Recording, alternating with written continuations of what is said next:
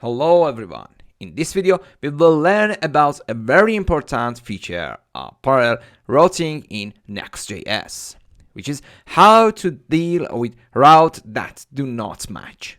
In the last video, we saw that's one of the advantages of using parallel routes in that we can have a subnavigation inside our routes.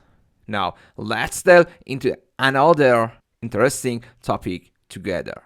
I want to demonstrate how to make navigation independent for each slot. Specifically, I want to consider two states for the comments section, one as the default and two other as archive states. Firstly, within the comments folder, I create a link to go to the archive section. Now, in the comments archive folder, I create a new file named page.tsx. So, first, here I create archive folder and here create page.tsx and paste the content of the page.tsx from the comments folder. And here change archive. Now, when I go back to the browser and enter the admin dashboard, you can see that clicking on archive change the URL localhost 3000 admin dashboard /archive.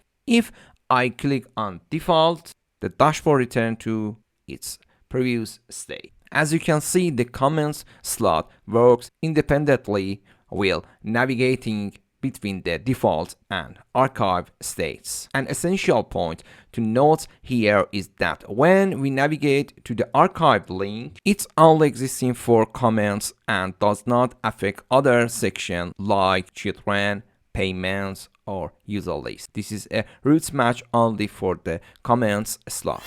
If a slot has a matching routes in the page and we reload the page after navigating in the slot, Next.js navigates to a 404 page. For example, if I go to the archive and reload the page, I will encounter a 404 page. Behavior is crucial to understand. To prevent encountering this, we need to create a default.tsx for each slot, such as for the comments slot. So let's go to the children section, create a default.tsx in the root of the admin dashboard folder and copy the content of the page.tsx into it. Do the same for the other two slots.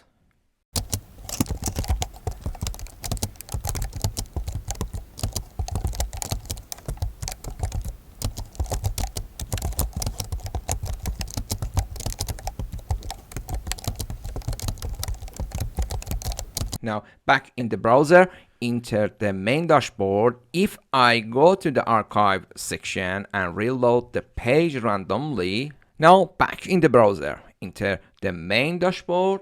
If I go to the archive section and reload the page randomly, I won't end up on a 404 page. Thank you for watching. Stay tuned for the next video. Don't forget to like, comment, and subscribe. I hope to see you in the next video, and happy coding!